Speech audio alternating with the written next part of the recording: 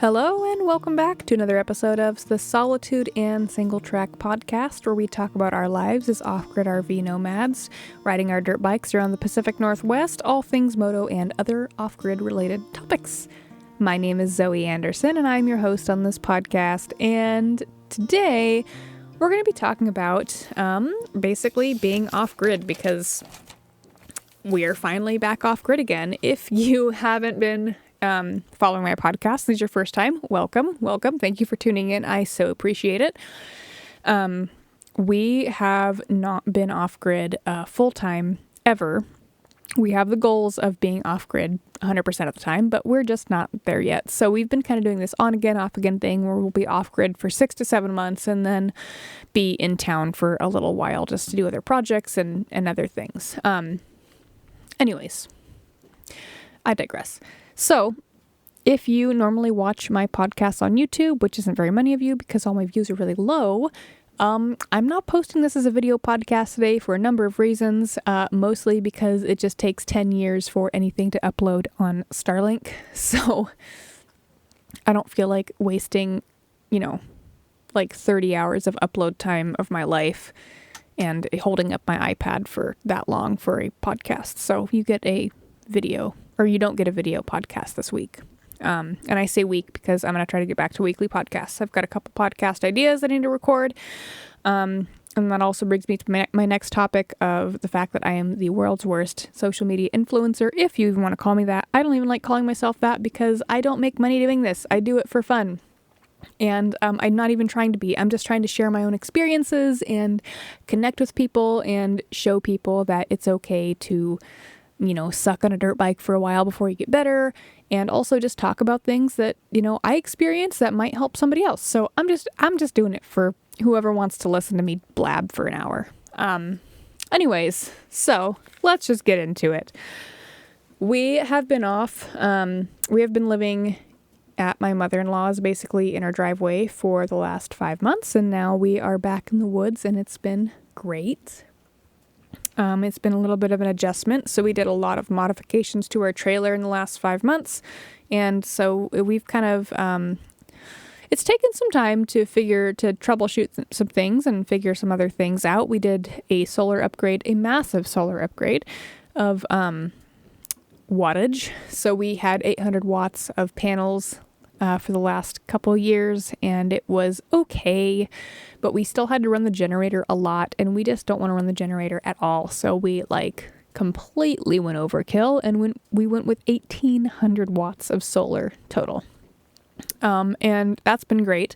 I will admit the first couple days we had some issues, and it felt like we just weren't charging as much as we should be, even though we should be, we have way too many panels for what we have, and we weren't charging very well, and that turned out to be a couple of wiring issues. So once those are fixed, we were able to stop running the generator, and we were able to actually use their solar. So we had to run our generator for the first week a couple times a day because we just were trying to troubleshoot that wiring issue, and finally figured it out, and now everything's fine.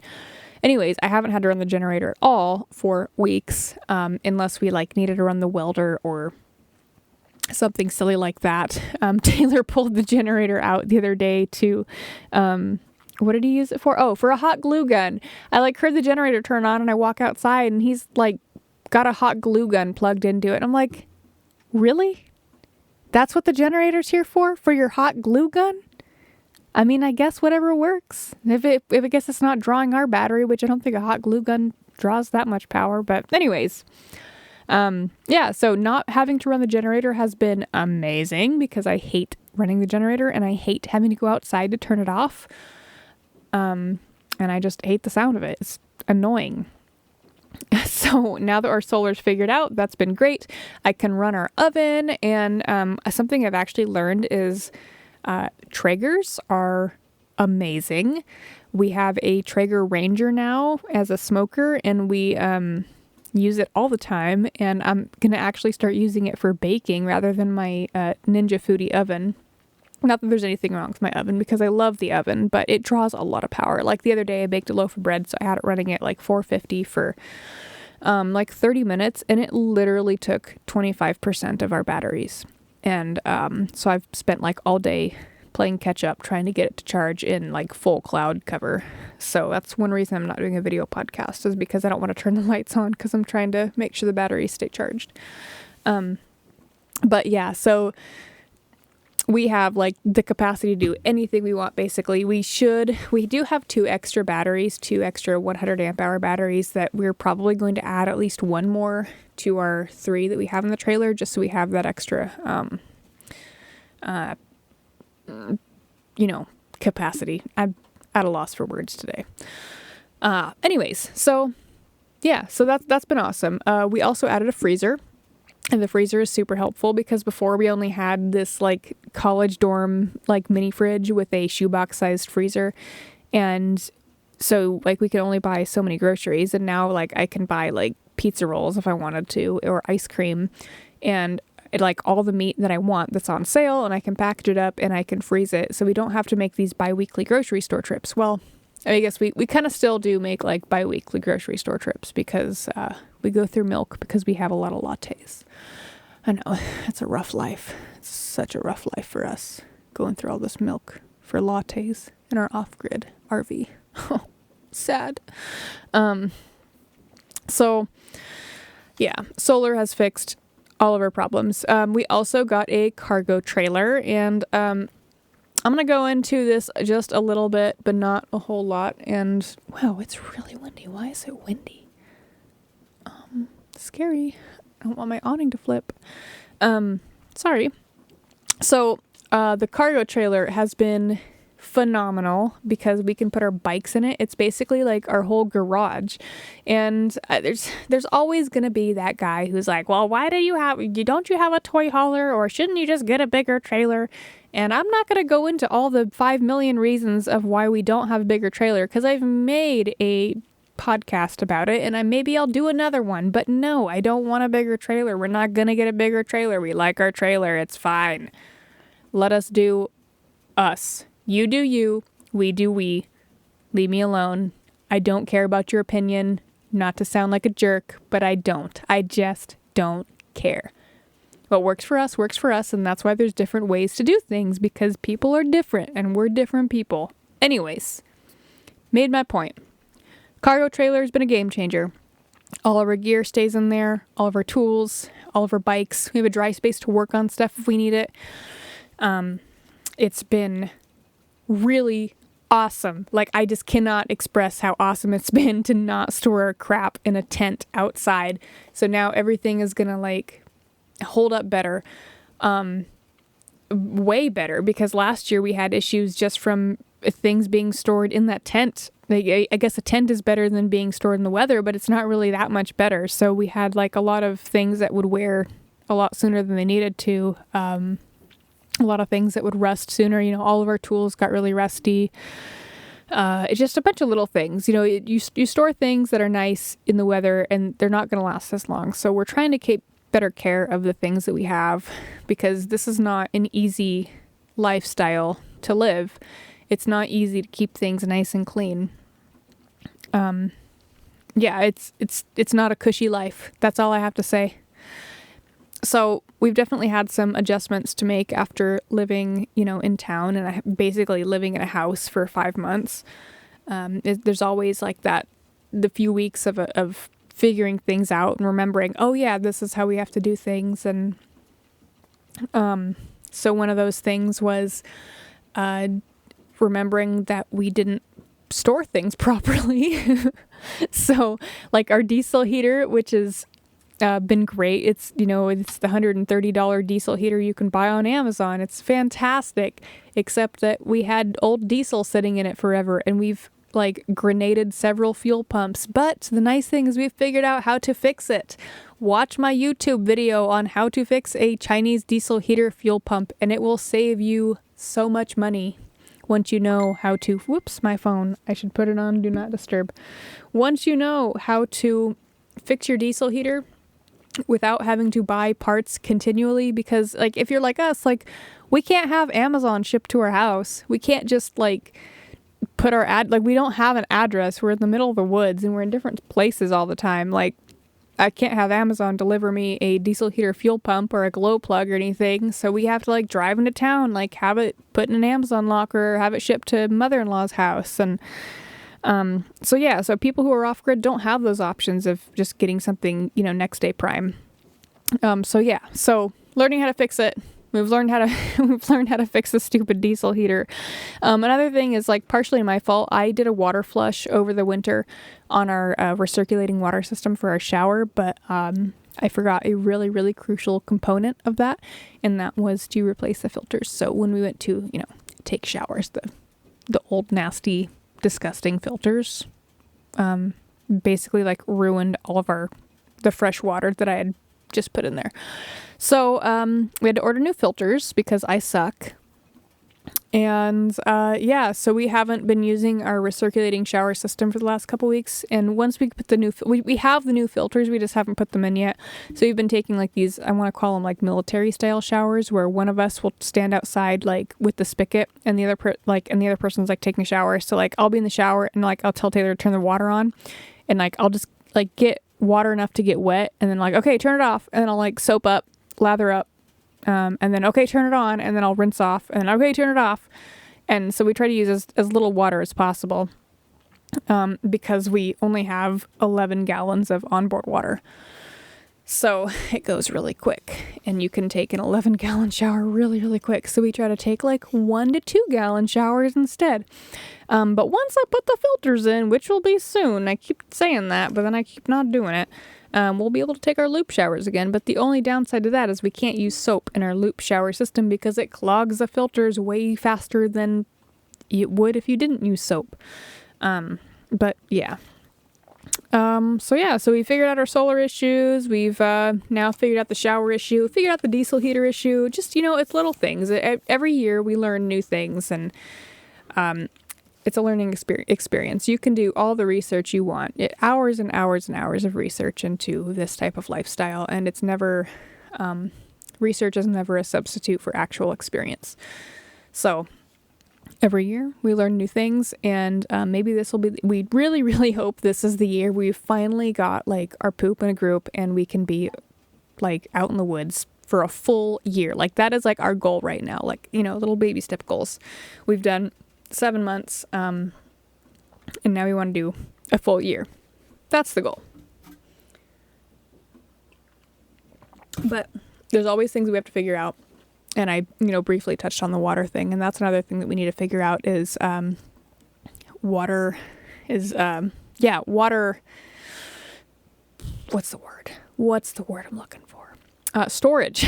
Water storage, because we only have 11 gallons. So what we do with our water right now is we have a 15-gallon, one of those like Rhino totes, which is meant for like black water, which has never been used for black water. We bought it brand new. And we take that to the nearest well, which is not very far, and we pump it full of water, and then we bring it back home, and we use a transfer pump to pump it into our onboard water tank. And that's been working. We also have like several 5-gallon water jugs that we fill up as well. But it's kind of a pain in the ass to have like all of these different water totes for our water. So we're trying to figure something out, whether that's expand our current water tank, which would kind of suck to do because that would really put a lot more weight in the trailer, and we're kind of nearing the capacity at which we want to tow at. So we're looking into that. Another thing that we're looking into, like I have mentioned also, is the hard-sided tip outs. That is amongst the next projects that we'll be doing to the trailer, and that's something that we'll probably be doing off-grid because the only way to really test that kind of theory is to, live it.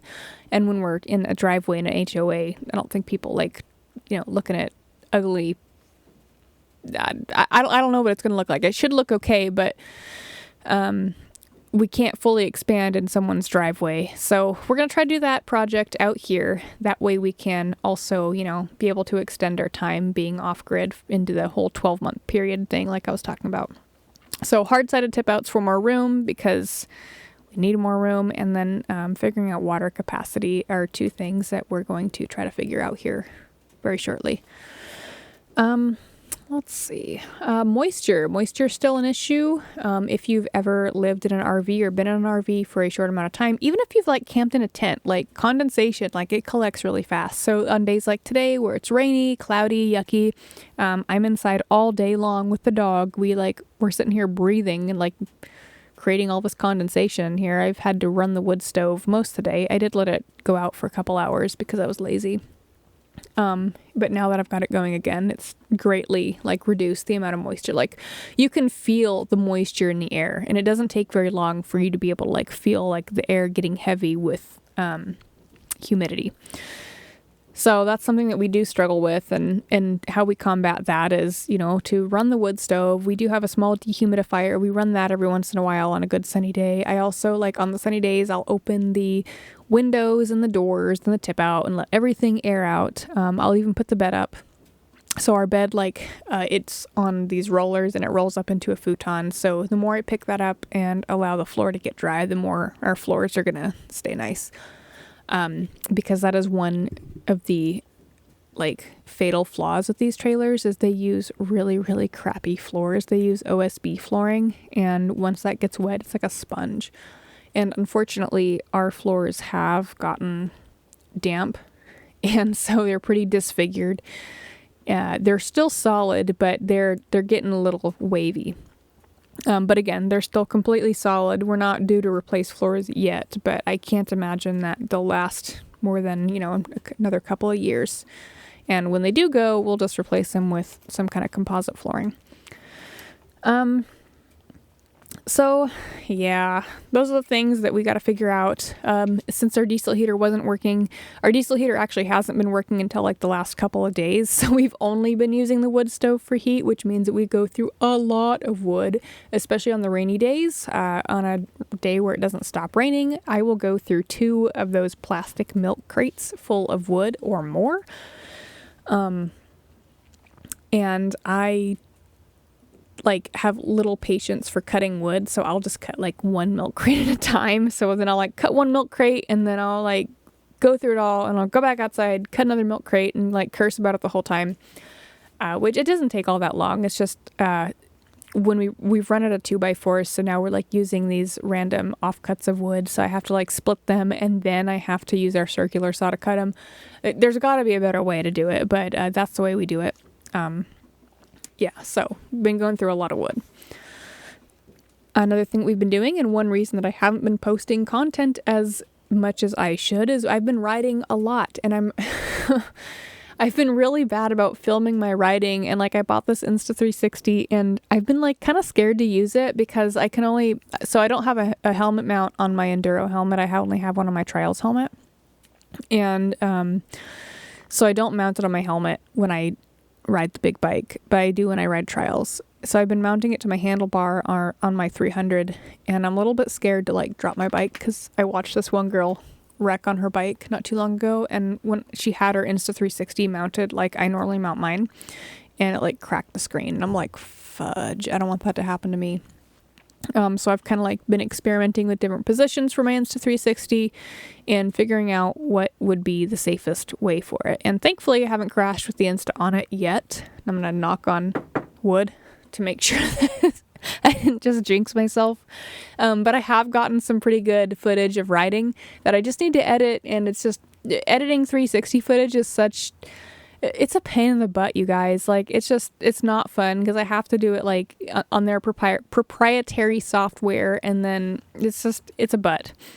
So I've been dragging my heels doing that, which is one of the reasons that I haven't been posting anything. But yeah, so I've been riding, and if I don't film, then I just don't have anything to post about. But every Wednesday, my friends come up and meet me to ride, and that's been awesome because if you are, actually not if you are, but I've noticed from a lot of the women riders that I've talked to, and I'm going to say specifically women, not that guys can't be like this, but I've noticed more commonly with the women riders who their significant other got them into riding, they only ride with their significant other. And that's how it's been with me and Taylor for the last 6 years is we ride together. Every once in a while we'll ride with another friend. But I always ride with Taylor.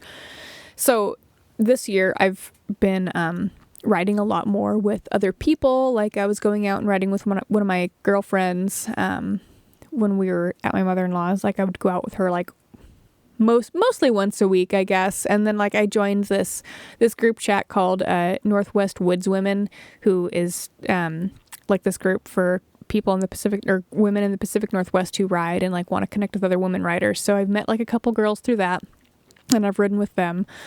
And I've just been trying to ride with more and more different people so I can get a better feel of, you know, just riding with different groups of people is really good for you. It helps. It helps to see other riders and watch other riders ride and see different styles of riding and all the other good stuff. You get a lot from riding with more people than just one other person. Not to say I don't love riding with Taylor, because I absolutely do. He's way faster than me, so I never get to like actually watch him ride. I always just kind of, you know, hang way back. So that's like kind of one thing that I've learned lately is I've always thought that I've been like a super slow rider because Taylor's always like way ahead of me. And he said I'm getting faster, but like he's still like way up there. And I think like he won't admit it, but I know he says that he does like between 30 and 35. And I'm like, no, there's no way. I mean, I guess there's a way, but I'm thinking that he's like, he's probably doing like faster than that. And I have been trying to check my speed more often when I'm doing trails. And I find that on like wider trails, I'm typically between the 20 to 25 mile per hour mark. And then on like single track, I'm around 18 is usually where I stick. And I feel like I'm pretty consistent speed wise, like through like hard stuff and fast and flowy. Like I don't really speed up, and like some of the faster stuff, I kind of stick around the same speed. And then same within like the harder stuff, like I'll slow down a little bit, but not like too much.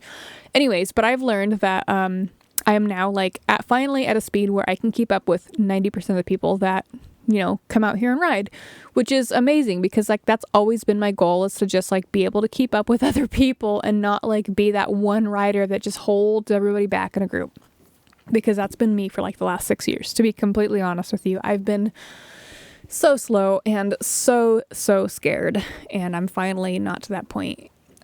There's this, I can't remember what bike I was on. I think I was on my KX85. I think it was like when I first started riding, where I was riding with my husband and my father-in-law.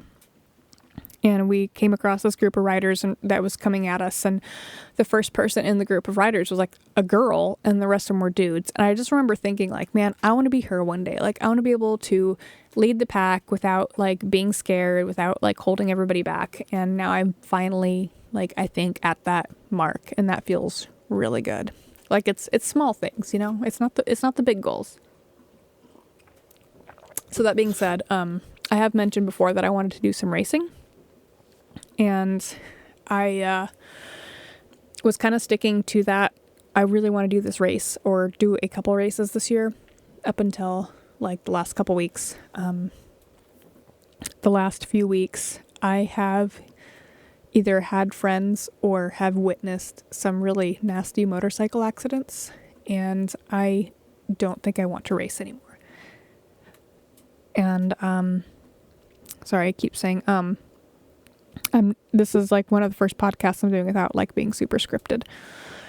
I have seen enough accidents to where I'm starting to like think in my mind, like this is the universe's sign. It's telling me something. It's telling me, it's not necessarily telling me that I like should not ride or like that I should not race, but it's telling me that maybe I should, you know, take a step back. Think about what level you're really at.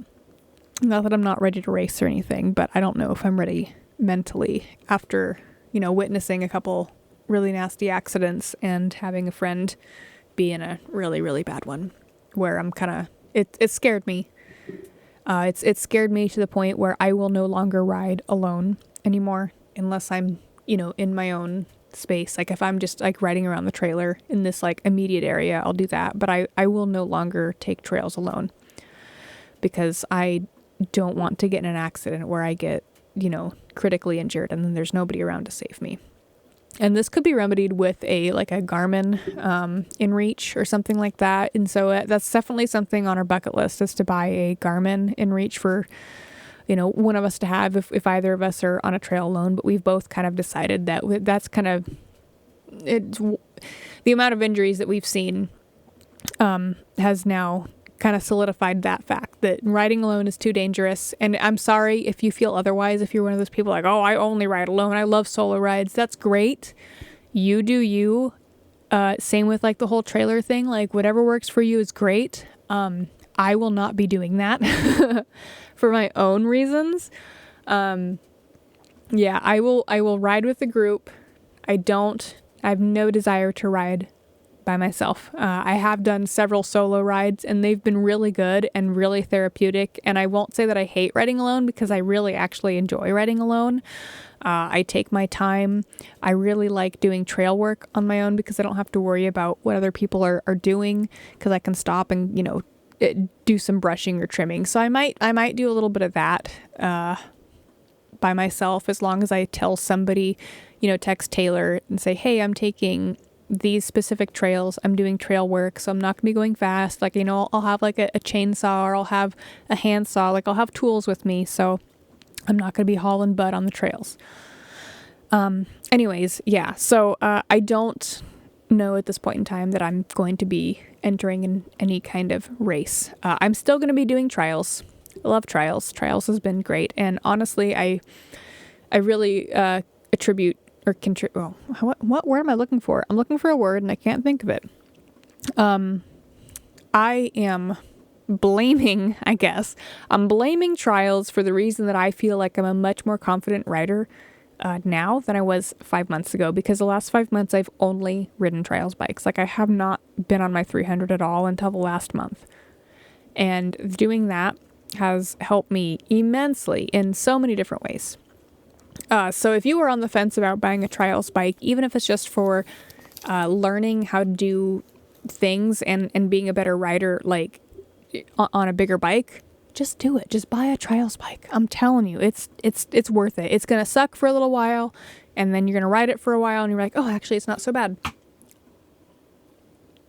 Sorry, that was my fire making sounds. So, yeah. So that's pretty much where we've been for the last month. Is I've done a lot of riding. We've done a lot of trial and error on, our trailer build stuff, and everything's kind of working out really well. It's been a lot of fun being out here, even on these rainy days. It's actually kind of nice to sit back and do some self-reflection, and it gives me the time to, edit videos like I'm doing today, and making podcasts. It's kind of like, it's been good. It's been really good for the mental health, being out here and not being in town and being clouded with all these things. You get, I don't know, when I'm in town for a long period of time, and I remember feeling like this, and when we lived in an apartment by ourselves too, is you start to feel like a trapped animal. Okay, I'm in what do I do? How do I get my enrichment? I go to the grocery store, or I go to the mall. That kind of enrichment doesn't, I have left the trailer. I've left this immediate area 3 times in the last month. That's it. I've driven a car 3 times in the last month. And, I have not, I don't feel claustrophobic. I don't feel like I would if I was stuck in a house in a suburb for a full month without being able to leave, because there was a period of time when we were staying at my mother-in-law's where I didn't have a car because the C10 was broken, and it was super miserable. I could go on walks around the neighborhood, or I'd walk my dog to the store, and we'd go for really long walks, but it was it sucked. I felt like I had no freedom. And I have the C10, I can drive. I have a car to drive. Do I need to? No, I have everything I need to do right here. I can go ride my dirt bike. I can go hike. I can go swim. I can go do whatever I want, because everything I want to do is here. I don't have any desire to go to the mall. I don't want to go to the store. I don't want to do all those things that are superficial and I'm going to be too mean. I don't want to be mean today. I don't have any desire to do any of the things that society says that you need to enjoy doing. I like being in the woods. I like my solitude, and I like my single track. So that's why I made this podcast. Because I'm out here enjoying my solitude, and I'm enjoying my single track. And that's all I've got for you for today. I appreciate anybody who has listened to my podcast, whether you're a new listener or a repeat listener, even if you're a friend that I enticed you into listening. I appreciate all of you guys because it's helping me get my voice out. And if you have any suggestions or comments or anything like that, feel free to shoot me an email. I'll leave my email in the show notes. If you know me personally, shoot me a DM, text, whatever. I'm always all ears for suggestions and comments, concerns, things like that. Until next time.